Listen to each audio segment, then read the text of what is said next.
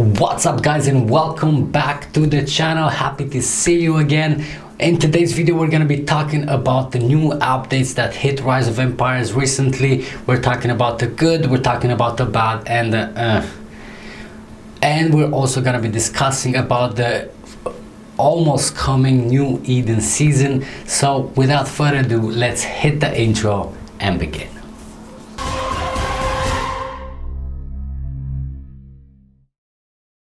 Okay, so before the new update hit Rise of Empires, we also had an announcement mail in the game explaining a bit what the update is going to be about, and we also had a sneak peek of what's going to be included in that update. And more importantly, it was about the Alliance store, saying that they're going to be doing changes to it, and the most exciting part, obviously, the fact that they're going to be adding some rare items to the Alliance store, that being Super Dragonite and War Badges. But what I do find it funny from the mail that they sent before the update kicked in was the fact that we're gonna make it much easier for you to get Alliance points. Did they though? Like really? They did add a lot more features and how you can get the Alliance points, but considering all the limitations they added to the store with it, you're not helping, bro.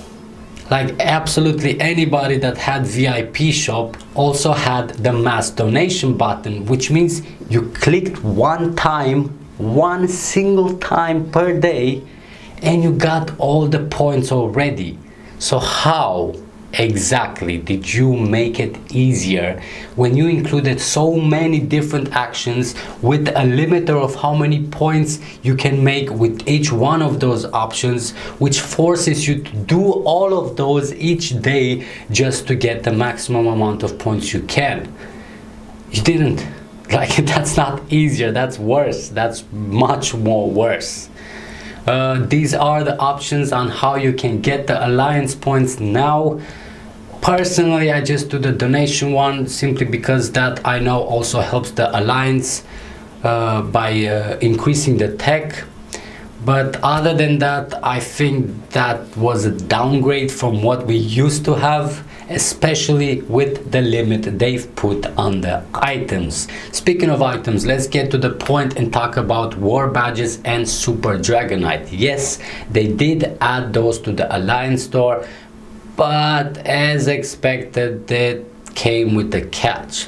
Now, it was obvious that they will implement a certain limit to how much you can purchase from the Alliance store, considering it's a very free-to-play player type of thing. I was actually expecting that they were gonna include something like a VIP store thing that you have to buy to even get those items, but fair enough, they did include them for everybody from the very beginning. But the amount sucks. Like, it doesn't even suck, it's useless. Like, just because it's there and you can click on it and it says you bought a certain amount doesn't mean it's gonna help you. 300 Super Dragonite per day is not gonna be any type of help for the 100,000 Super Dragonite that you need for one single piece of an entire dragon equipment. Like, it blah. Besides the fact that you have to do all that complicated donation part to even get the points to get that. So as much as I'm concerned, they didn't make anything better with the new Alliance store. If anything, they made it worse, more complicated, and less user friendly. Now let's move to the next ones, and let's talk about the spinning wheel that they added, I think today or yesterday, I can't remember exactly, but I do believe it was today. This, I have to give props, it's super mega amazing. This is exactly what I've been crying about, that the free-to-play players need a bit of love, and this spinning wheel does give you. Fair enough, it would have been nice if they would have announced it from before so that players can prepare and gather gems, because anybody that didn't save any gems and just spent everything on troops because, you know, Eden is starting, so that's the smart thing to do. When the spinning wheel came, even if it would be awesome, you can't really do nothing because you don't have any gems left.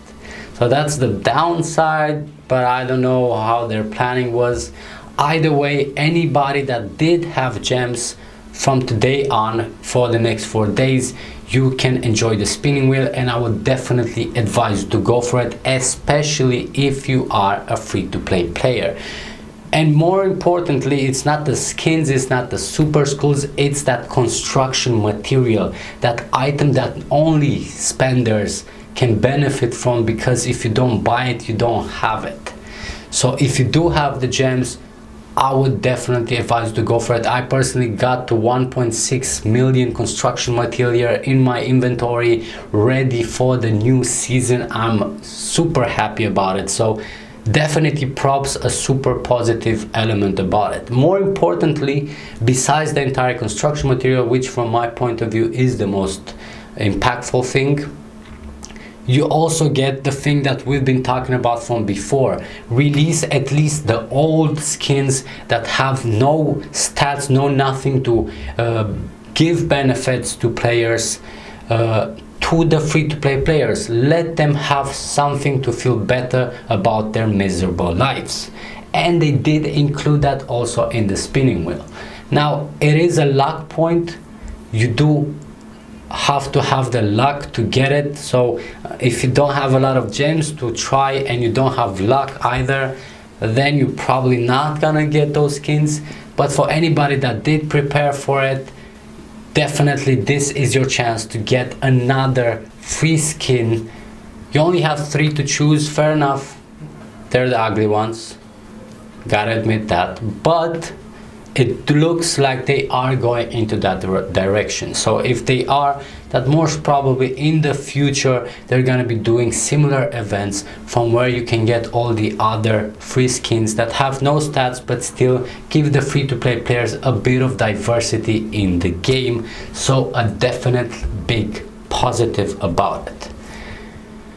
Now, last but not least, before you get all excited that the devs have finally turned around and tried to grow this game and not destroy it, they also added a new item.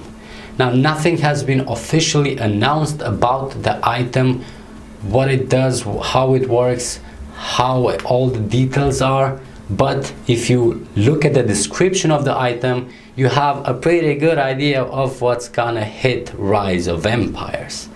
Now, I was talking in the previous videos about what if they're gonna implement also the lab feature in Rise of Empires, how bad it's going to be for the spenders and pretty much everybody else.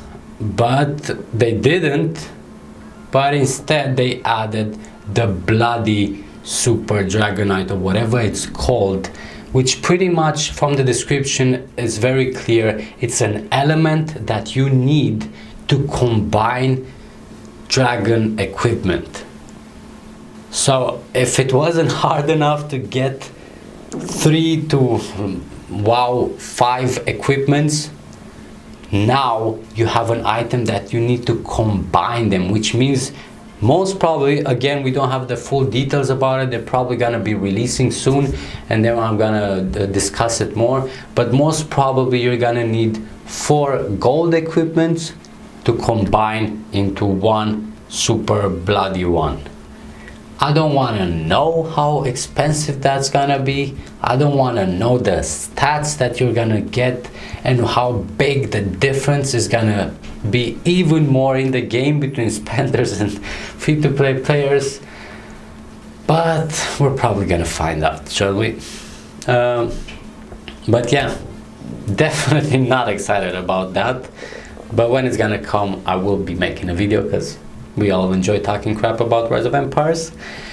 But the next video most probably is going to be coming also soon, as the new Eden season is starting. I'm really excited about it, especially now with the extra construction material ready in my inventory. I can have a much stronger start, and I will share with you guys all the speciality I'm using, why I'm using it like that, and how I'm working with the construction material and most probably gonna be doing a separate video regarding the hero recruitment that's gonna appear tomorrow. So stick around. If you're not subscribed, make sure to subscribe to the channel, leave a like to this video if you enjoyed it, and I'll see you guys in the next one.